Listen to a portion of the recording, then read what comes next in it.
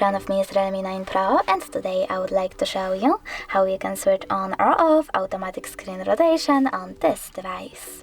Firstly, you need to access tab menu and look for Auto Rotate icon. When you find it, just click on it. As you can see, now it's white. That means that auto rotation is definitely off. If you wish to turn it back on, just tap on the same icon. You can also go into settings, scroll down a bit and click on display and brightness. Over here, scroll down again and tap on the switcher next to auto rotate feature. If the switcher is gray, that means that auto rotation is off. If you wish to turn it back on, just click on it again.